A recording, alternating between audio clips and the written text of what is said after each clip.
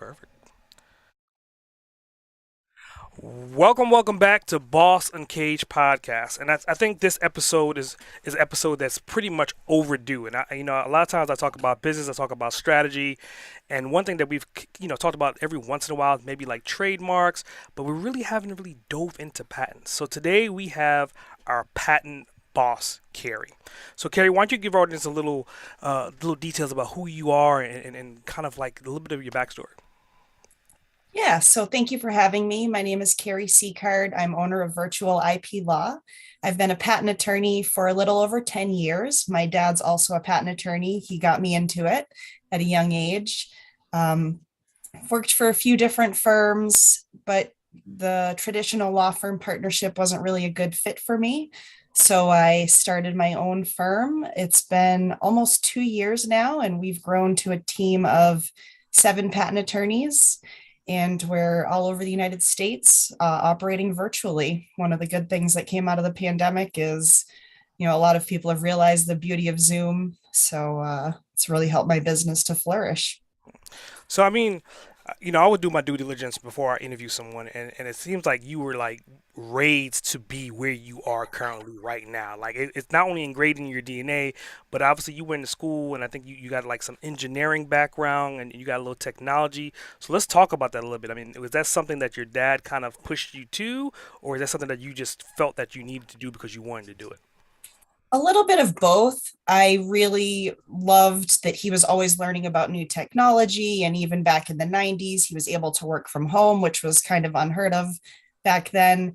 And he was just always learning about medical devices. And I had a love of engineering and math, which is a little unusual.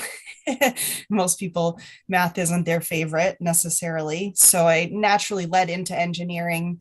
Um, Patents have kind of exploded a little bit, but they're still not very, there's not a lot of knowledge about there. There's a lot of misconceptions out there about, is it worth getting a patent? Is it not worth getting a patent? Things like that. Um, so it's really helpful having that engineering background to be able to talk to engineers about their ideas and things like that. And my dad said, well, if you're going to be any type of engineer, electrical engineering is probably the way to go because, computers and things like that are advancing so quickly. It's hard to believe it's been almost 20 years since I got my engineering degree. So it's been a little time, but things are just advancing so quickly. It's great having that foundation of engineer transitions well for patents. Wow, wow. So So let's yeah. back it up a little bit, and for the listener, right? So they probably heard the word copyright, they probably heard the word trademark, they probably heard the word patent, and the reality is that there's similarities, there's some overlap, but could you kind of define the differences between these three and when they should be applied? Yes, absolutely. So I love to use the simple example of John Deere tractor because they do have a lot of intellectual property. So the trademark would be on the name John Deere. They actually have a trademark on the color John Deere. You can, you naturally have trademark rights wherever you're using the mark.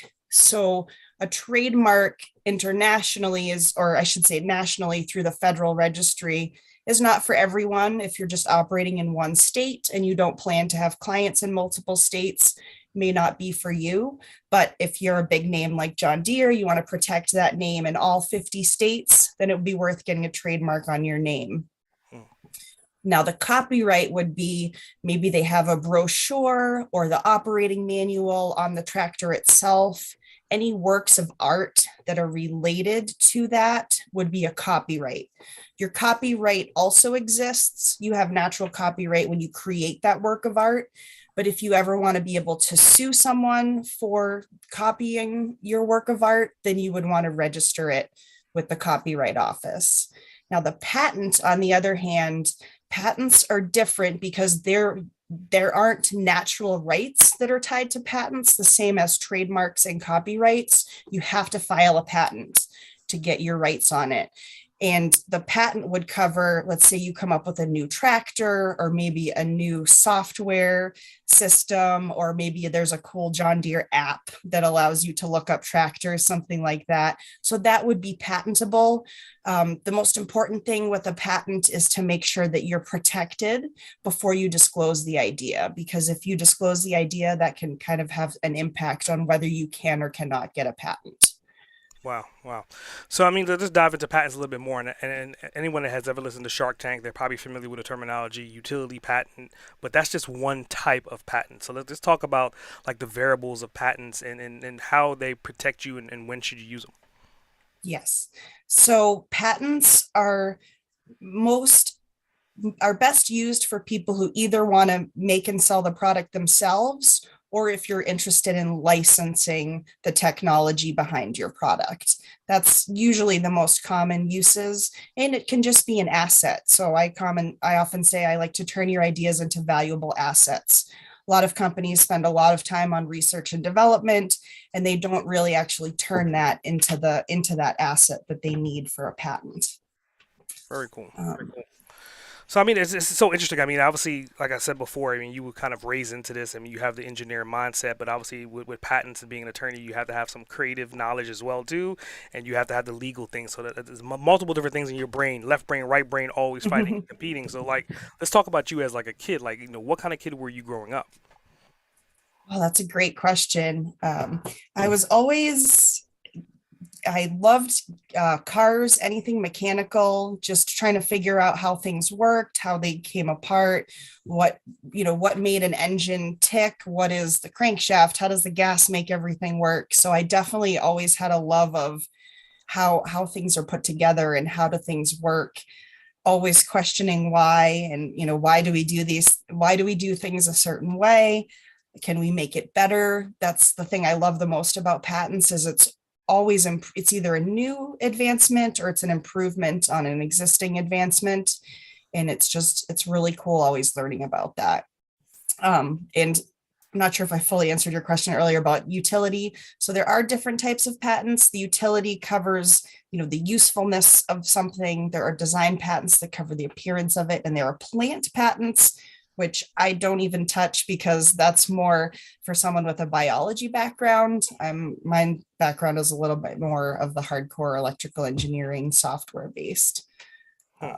Those are very specialized. So I think it's very interesting. I mean, like, so when would you make like a referral or a recommendation for someone to get a patent? Are you talking about if somebody's creating a new app, or are they taking, like you said, maybe a tractor and they're re-engineering it? Maybe they're changing it from gas to hydro or something new. Is that a good time to get a patent?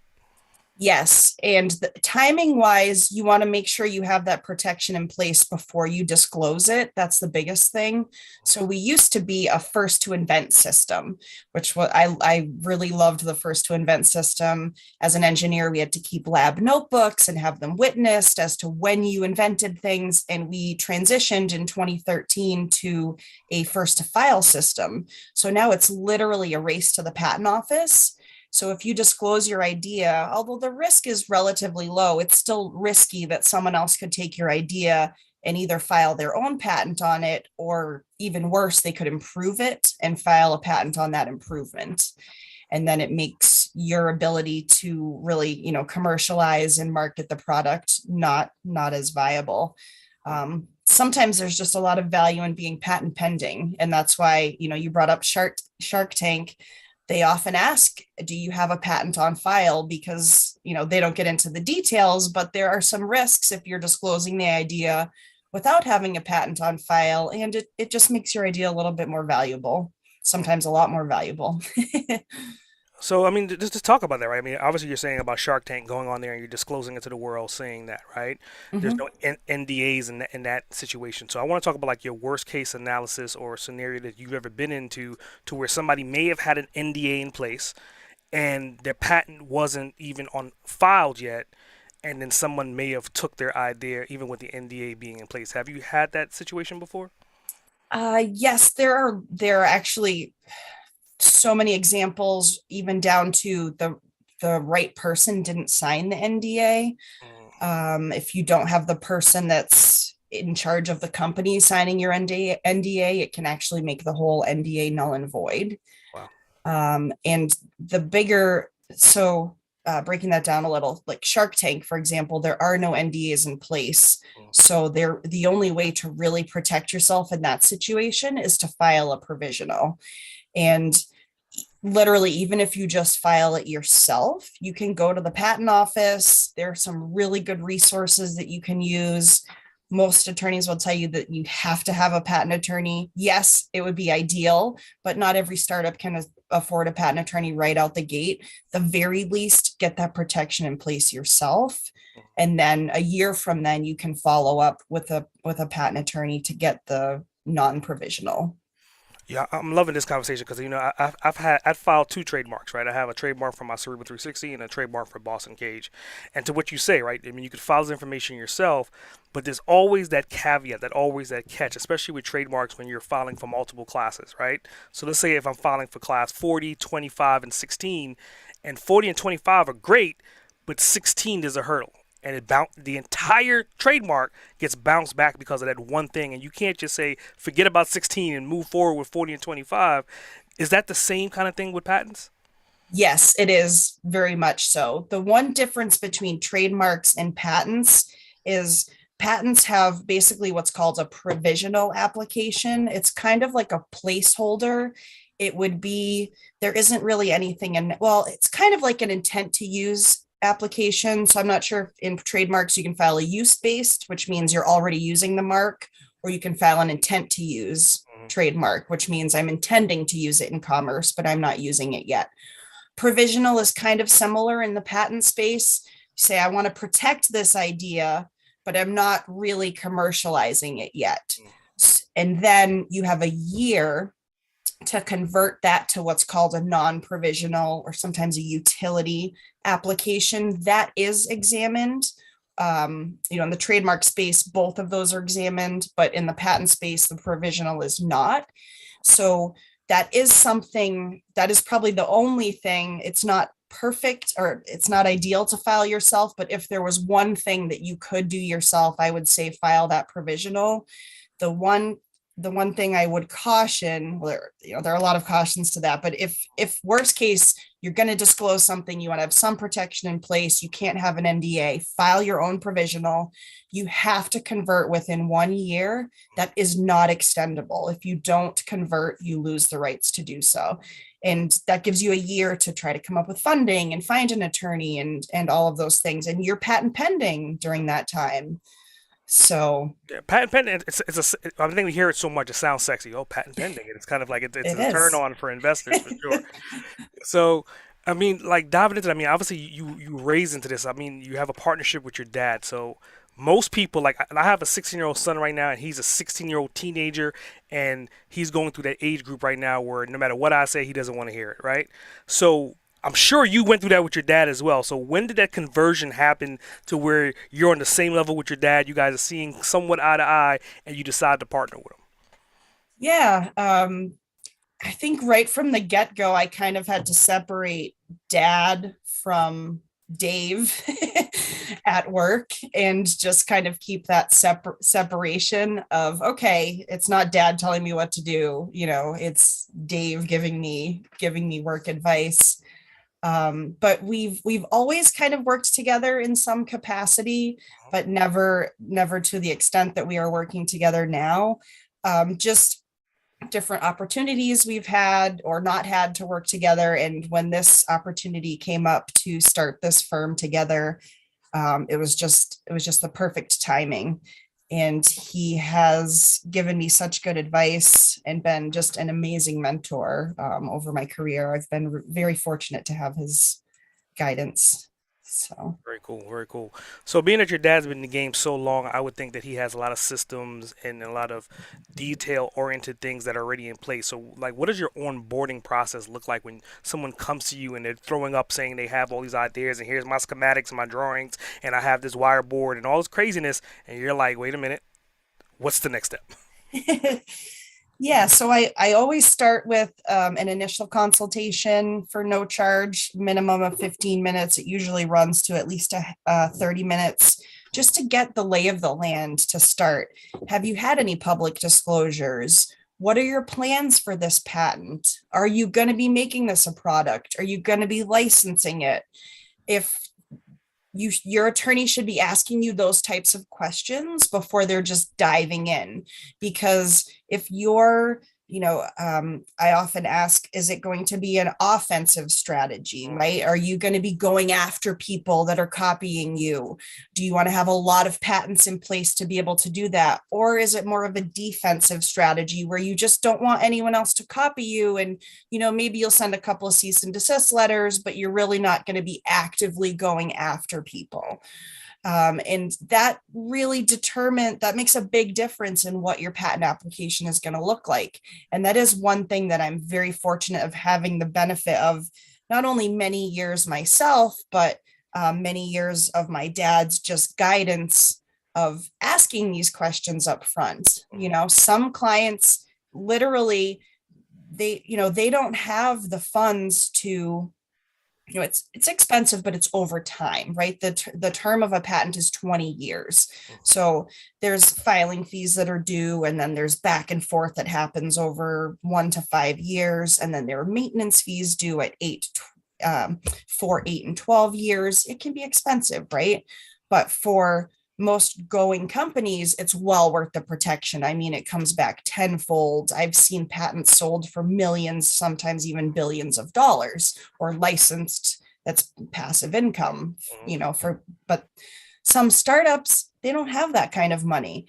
And literally, they just want to have that sexy patent pending for a couple of years. And so we literally will just file enough of a baseline to get them a patent on file, knowing that maybe this won't issue into a full patent down the road. Maybe this won't be something that they'll be able to enforce, or maybe it will just be a really, really narrow patent. But at least in that interim, they'll be able to label things patent pending, which is very attractive to investors and things like that. And sometimes just that in and of itself can be very valuable. So part of the driving factor behind me starting my firm was one of my frustrations with a lot of brick and mortar firms. And it's fine for larger companies.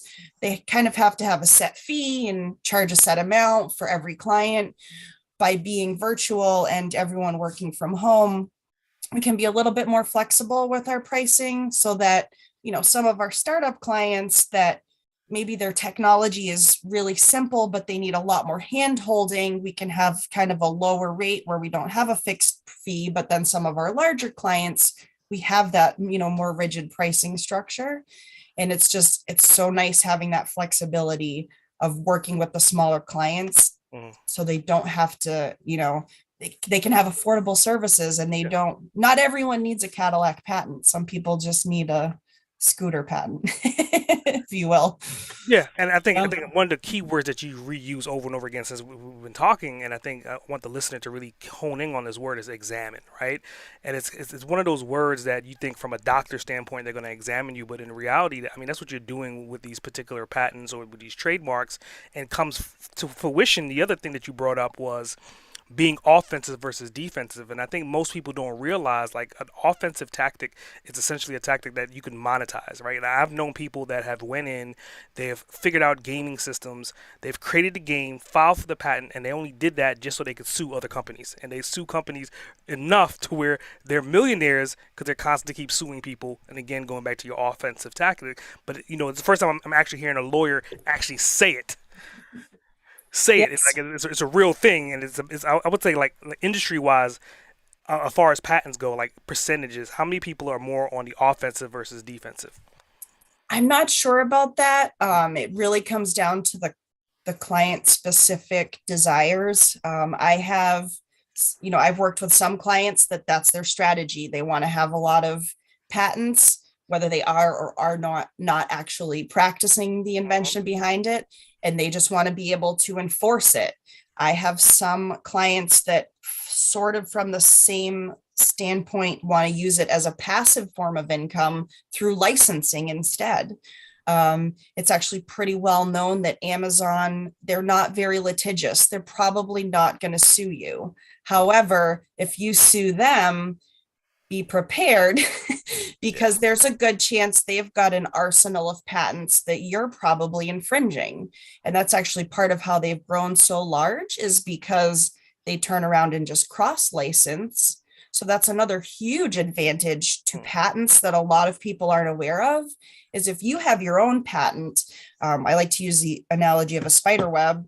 mm, Let build up your own spider web, because someone else has their own web of patents that you're probably going to get caught in. And mm. so if you get caught in their web, you have your own patents so that you can kind of cross back and forth with. And Mm. then if someone gets caught in your web, you can kind of see, hey, what have they got in their web? Is there something that I want? Can I use this as leverage? Maybe they have this really cool feature that I want in my device. Can I use that as leverage? And if you don't have any patents to bring to the table with other big players that do have patents, sometimes you can be at a disadvantage. So there are a lot of other things you can do with a patent for sure. So, I mean, pretty much what you just described to me is like Sun Tzu's art of war in patents. That's what it sounds like. It sounds like you taking advantage when you have to take advantage, and you're getting your stance when you need to get your stance, and when someone's weaker, you get the upper hand. And I mean, that's what you're describing. So it's crazy that that's the way the patent game essentially is behind the scenes. If you don't know.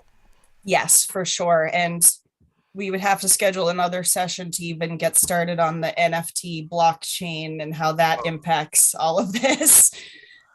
I mean, It's it's a little interesting mind boggling. that you brought that up. So, I mean, it's interesting because I mean, the NFT space essentially, right? I mean, obviously, someone could use the likeness of something, and it could be like in the background. It doesn't have to be in the forefront. So, like, how would that work as far as creating patents with those NFTs? Then, We're not sure yet. And okay. it's most of the applications haven't been examined yet. So we don't Hmm. have a whole lot of feedback. They're kind of just out there waiting, but it's very interesting. I believe in 2020, something like only a few hundred blockchain related patents were filed. And I believe in 2021, it was in the thousands. So it's going to be very interesting. And like, how do you even claim that? I mean, a regular patent, you have, at the end, you have your claims. So you'd say, I have a chair with, a seat and a back and four legs. Claiming in blockchain, it's really interesting. And you need to have use. Do you have use when it's an art? I mean, Yeah, yeah. it's really pretty interesting. But I think the point that you made earlier about being first to patent, right? And then with trademarks too, it's always the use. When did you use it? It's a website. So I mean, having it on the blockchain is undisputable who used it first. Wouldn't that be correct in that situation? That's correct. And the interesting thing that's still being debated, but there are some case law coming down, is it use because it's not use in commerce, because it's not the physical commerce, it's kind of a digital Yeah. version of that, if you would.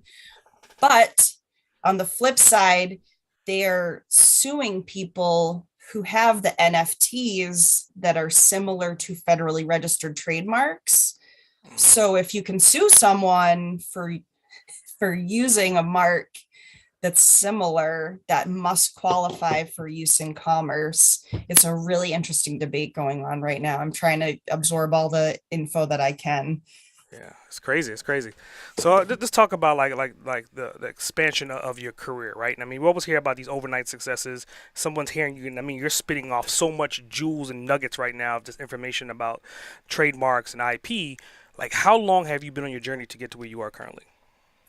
It's been a very long journey. My dad literally started me in patents when I was 5 years old for Father Bring Your Daughter to Work Day. I don't know if that's still a thing, but he was not one to give you crayons and a coloring book. I got a set of figures to draw. So he just got me hooked at a very young age. I've had the benefit of working for some smaller firms and some larger firms, and you just get a good feel for working with different clients. I've worked with solopreneurs, right through to I've worked for large clients such as Square. They do the financial processing systems. And right now we have some good small to mid-size software and medical device companies. Throughout my career, you talk a lot on your podcast about feeling like you're caged. The traditional law firm partnership model felt like a cage to me. I literally thought it was me. I tried working at a few different firms and it just never felt like a good fit. Everyone else couldn't wait to be partner. And I just thought, it just sounds awful. It really does. And I thought, okay, well, maybe this firm will be better and this firm will be better. And nothing against the firms. I think the traditional partnership model is great for some people, but it's just not for me. I had 3 children. I never had a maternity leave with any of those children. It was really not a good workplace. Was laid off during the pandemic, which ended up being the best thing that happened to me. I started my own firm with practically nothing.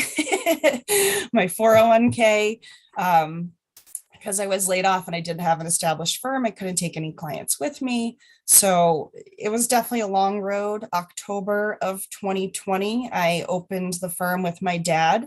My significant other has a background in business. So I was able to lean on him for help with, how to run a business and cash flow and all that.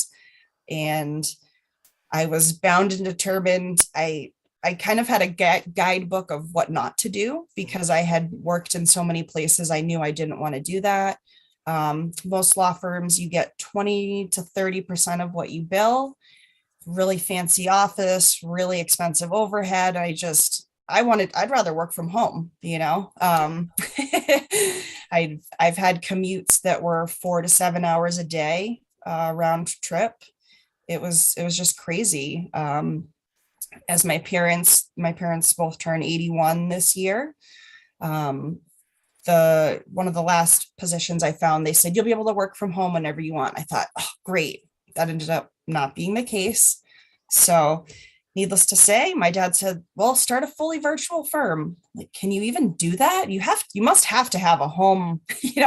Every law firm I've ever worked at, even the ones that claim to be virtual, you have people working from home, but there's a base, someone's opening the mail and answering the phones and doing all that stuff. And the logistics of figuring that out were very challenging. It took me probably 8 months to really get everything ironed out in terms of having the proper IT support in place. Ultimately, I ended up outsourcing a lot of things, bookkeeping, payroll, IT support, found a co-working space to manage my mail for me, all that, they even deposit checks for me. So we are truly 100% virtual. Everyone works from home and it's been so freeing. It was a little frustrating at one point in time. I said to my significant other, I never got to find that good boss that was like supportive and family comes first and we're a team. And, and he said, yeah, but you get to be that boss. And that's so much better. I'm like, that is, it is much better. So I know we're spinning way away from patents, but it's just kind of disrupting that traditional partnership model has been so rewarding.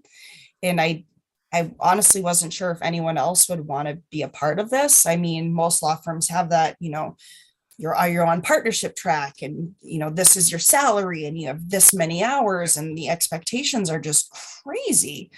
And what we do is already pretty challenging technically, and it's high stress. We don't need to add stress on top of that. So my model as of now is I'm 100% owner.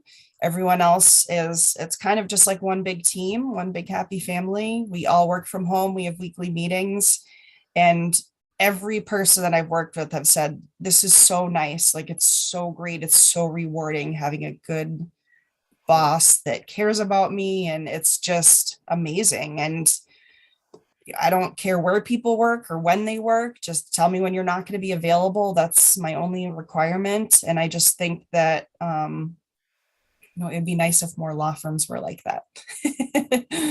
So, I mean, with that being said, right, like if you could time travel back and then go back to say in the last 20, 30 years, if there's a point that you could think that was a fork in the road that you would want to go back and change anything, first of all, when would you go back and what would you change?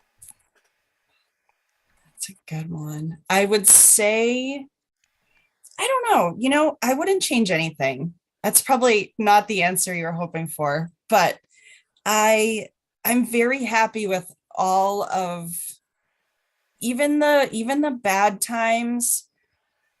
I'm not sure if I would have really been able to be a good boss. I've seen so many, I wish I could go back and not have had to gone through all of the bad experiences that I went through, but I don't think that I would change it because it definitely has helped me to become much more empathetic, much more patient, just much more compassionate with people and much more understanding, and just given me that strength and that backbone to do this. And I think I'm at the right point in my career where my kids are a little older. So, Very cool. So, I mean, yeah. you brought up a thing earlier. You mentioned you have kids, and then you were saying that when you would go to your dad's job, that he wasn't the dad that would give you coloring books and pencils. But the irony is that, when you're talking about patents, there is a lot of creativity when it comes down to like the patent drawings. Like they're a particular style. You just can't throw something together. There's a particular learning curve to that. So like just talk about it a little bit. Like what like why are patents designed the way they are, and how does that really work when you're filing for a patent? Great question. So, patent drawings are really meant to convey to someone having the same skill level as, the patent applicant, your invention and how they would be able to build it themselves. So, let's say you have, I like to use the chair example just because everyone knows what a chair is. Mm, You would want to have all of the different views of it so that someone else could put the chair together. mm, So you can't just show a view of the front.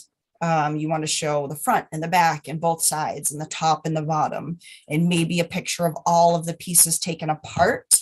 And if there are any special fasteners or screws or things like that, all that needs to be shown. The most challenging thing, to be honest with you, is that the patent office is a little behind the times. mm, So all of the drawings as of now need to be, for the most part, need to be two-dimensional drawings. So mm. sometimes that can be a little bit challenging when you're trying to show complex three-dimensional systems. So it's funny that you mentioned that. I really didn't realize how much I've learned just about drawings over the years, but yeah, there is a lot to it. The best thing you can do, and that I've found to be invaluable, is having a good draftsman. There are a lot of people that actually specialize in this and they just do drawings for patents. Mm. Some of the simpler things, if it's an app for like an app on your phone, that's probably just going to be some flow charts and some screenshots, probably nothing too complicated to it. But if it's a complicated medical device with all these components, then I typically involve a draftsman because there are all kinds of crazy rules about shading and cross sections and things like that. If you show a cross section, you have to have it marked a certain way and all that. So these are the kind of nuances that, if you're filing a provisional patent yourself, those really aren't examined, so you're fine. But once you get to that non-provisional stage, it's so easy to make a simple mistake with a drawing, for example, and you can't change that. You can't go back and fix it. Mm. And So I would think the skill level of the designers or the people that are drawing them, I would say they're relative to architects, right? I mean, they oh have like a yes. similar lingo, similar line structures. I mean, kind of like when I see your logo, first of all, I love your logo, right? And I can Thank see you. how your logo was multiple different things. I mean, you have the virtual aspect to it, you have the interconnecting world, global, you have the actual lines from the patents, and at the same time, you have like this whole bringing the pieces together. So, like, just talk about that a little bit. Like, how did you come up with that logo? Like, who helped you design that logo? Yes. So I used a company. Oh my goodness, the name's escaping me. They're based out of the UK. I'll have to follow up with you. They were phenomenal. They basically worked with me and asked a lot of questions. I think, which, when you're working with any service-based interest industry, I think you want them to be asking you a lot of questions. And I had this vision of basically everything you just described of, being interconnected and this virtual earth and, bringing all the pieces together. And I'm glad you said that because I've only had this once. Someone said, it looks like the world's falling apart. And I said, oh no, it's meant to be coming together. So just keeping things to get connected. And I'm hoping it conveys also kind of like high tech, It does. a little bit. Definitely does. Good, good. It Glad does. to I hear mean, it. well, you got the big blue color, so I mean, by default, anyone that knows anything about big blue, they'll see the IBM blue, and it'll be relative by default. So definitely. So I mean, let's talk about like your day to day. I mean, obviously, you're talking about you have kids, you have a family, you have a significant other, you still have your dad. So what does your morning habits, your morning routines look like? So every morning I start with yoga and some morning affirmations, which have actually been far more helpful than I would have expected. So just some, I'm strong and healthy. I'm capable of doing this. Just repeating those to myself as I do my yoga. Hmm. Um, the other thing is, have you ever read the book Atomic Habits? Oh yeah, it's one of my favorite. Oh my gosh, I love so habit stacking. I'm trying to be better about stacking my habits together. So the big one for me is just getting, if I don't have that yoga and those affirmations, my whole day is just thrown off. Then I have my greens and some coffee and hit the road.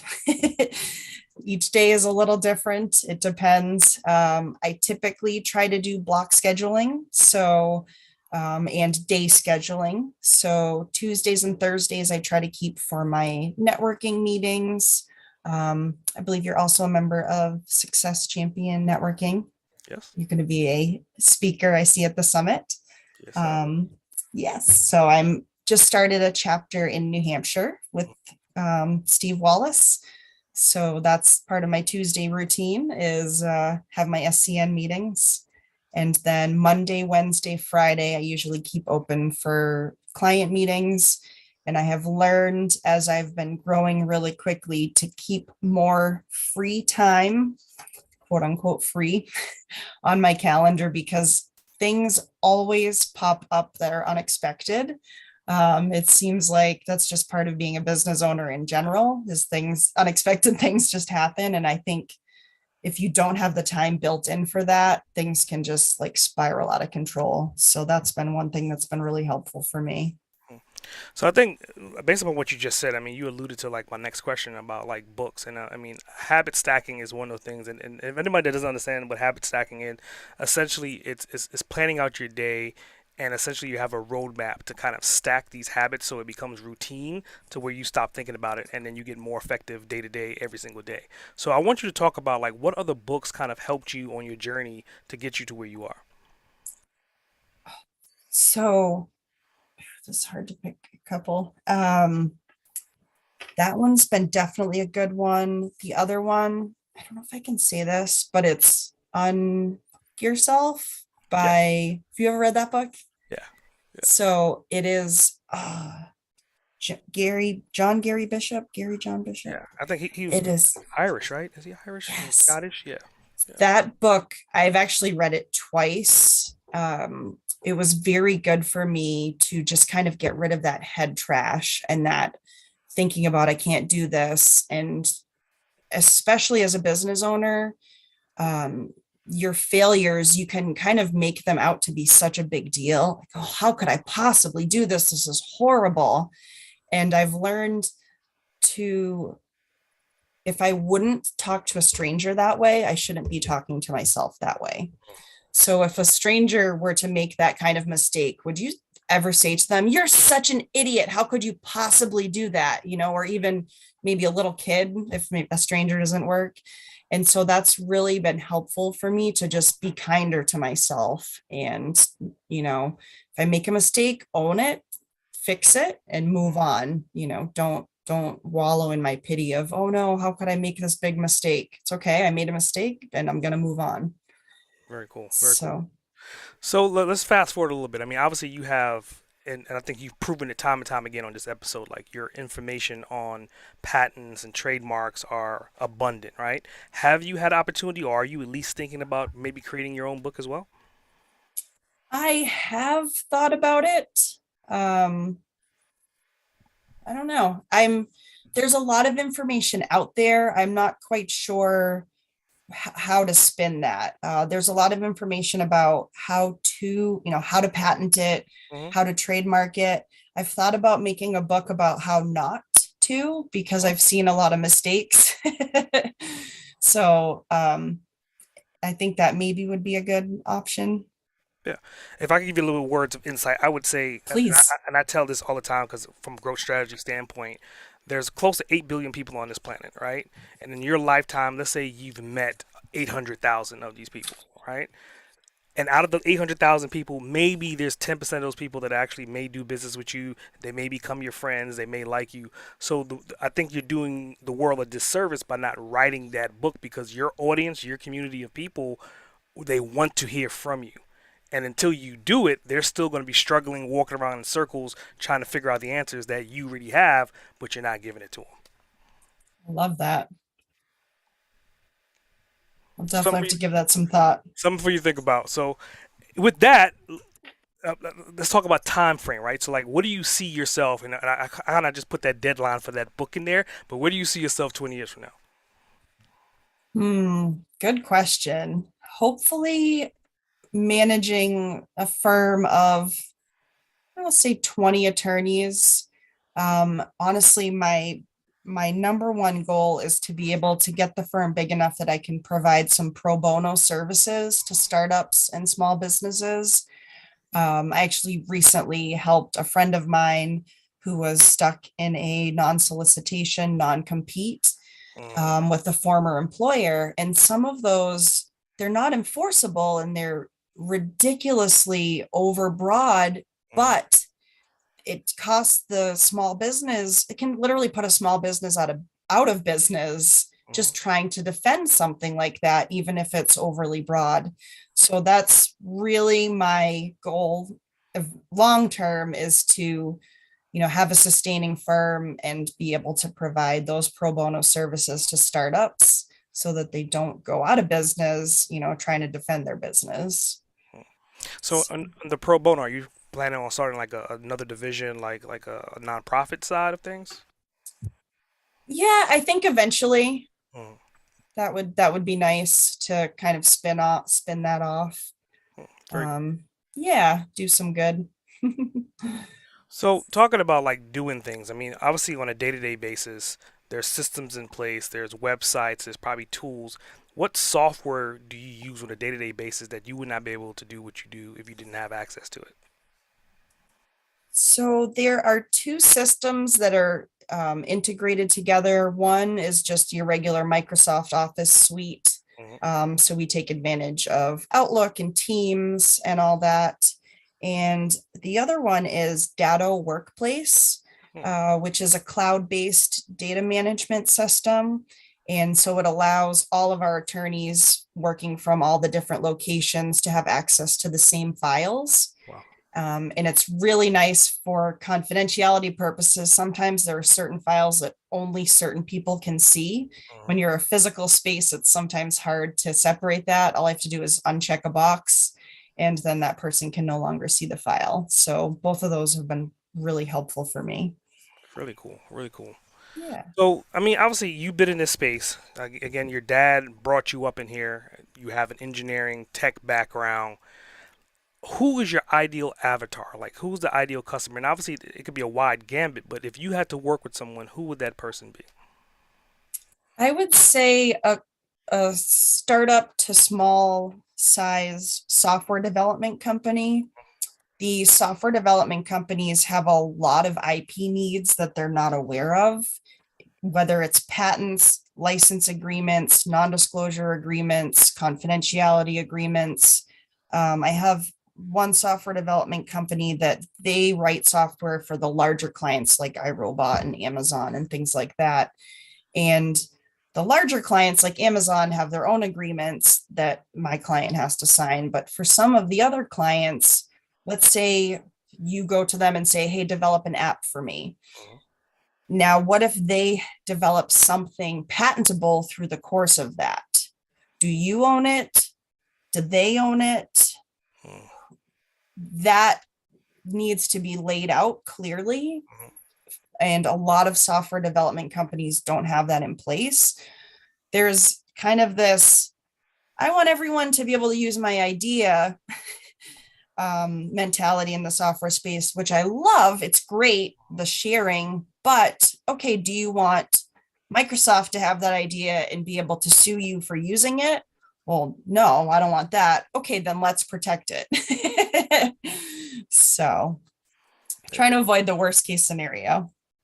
I mean, I'm just listening to you, and I mean, you said that so quickly, and I don't even think you realize it. I think that was the outline for your book right there. Like literally those bits of nuggets. And then to your point, I think most startup and founders they don't even think about that, especially in that space of realm. So just a hint back to that book again. But let's talk about final words of wisdom. So let's say you're talking to this startup founder, right? And he's creating software, he's developing stuff, he's thinking about SaaS, he's thinking about renewable revenue, he's thinking about scaling. What words of wisdom would you tell him to make sure that he doesn't make a mistake by not filing that patent before he makes it into the mainstream? Mm-hmm. So the number one, which we touched on a little bit, is to just make sure you have that patent before you disclose it, because you don't want someone else to make money off of all of that, R&D and or research and development that you've put into that product. And make sure that you have license agreements in place. If you are licensing, if you have SaaS, software as a service, make sure you have a license agreement in place. And that's another reason to have a patent, is so that you have the patent to back up the licensing. And it can also, sometimes when you're a business owner, you get kind of pigeonholed into, this is what I want my product to do. Our job as a patent attorney is to expand that into, okay, but maybe this idea could be used for all of these other avenues and it can be licensed in those areas. And so we can kind of broaden things out that way. So definitely talk to a patent attorney as soon as you can, because even if I can't help you now, I will still take the time to talk to you and say, hey, make sure you touch base with me before you do this, or let me follow up with you in 6 months, things like that. Very cool. Very cool. So, I mean, how do they find you? I mean, do you prefer them find you on your website, social media? How can someone get in contact with you? Sure. Typically, the best way is right on my website. It's virtualipllc.com. And you can get my email addresses on there, as well as right on the homepage, there's a link to schedule a 15-minute consultation. Hmm. And that's generally the best bet to get in Very cool. touch. Very cool. So then now we're going into the bonus round, and I love the bonus round because like now you can kind of relax. I think we've given so much data, so much value on IPs. So my next question is, if you could spend 24 hours with anyone, right, uninterrupted for those 24 hours, that person could be dead or alive. Who would it be and why? Hmm, that's a tough one. I'm going to say, this is probably cheesy, but it's okay. I'm going to say my grandmother, because she passed away she lived with us for many years, and she passed away when I was a teenager. And it would be great for her. I would just love for her to see what I've done, Hmm. and to be able to spend that time with her, because I just didn't know her as an adult. It would be really awesome to know her as being an adult myself. Hmm. Um, So yeah. let's continue down that road. So I mean, if you could present to your grandmother and tell her, okay, my most significant achievement to date is, what would that be? I would say giving other attorneys a better place to work Mm. and a more positive work environment. Um, it's been very, very rewarding. I actually got an email just yesterday from one of my attorneys, as well as inspiring other people. I got a LinkedIn note this morning from another attorney, and I've even when I think I'm failing, like someone else is looking up to me, and I just love that. She's like, "You really inspire me. I was having a tough week, but I'm really able to keep going because you're such an inspiration." It's like I'm inspiring other people. It's just Hmm. like I wish I could show her that message. It's pretty cool. It's very surreal reaching this. Not that I'm like famous by any Yeah. means, but just reaching that level of being able to help other people. I love that. So that leads me to, if money wasn't a factor, would you still be doing what you're doing right now? Yes, I love what I'm doing. Mm. I Very, I love it. very, very cool. So going into closing, I always like to, everyone that I'm interviewing, I like to give you to become the host of the Boston Cage podcast. So the Boston Cage show is now yours. Now you're going to interview me. Do you have any questions that you'd like to ask? Essay. Oh, yes.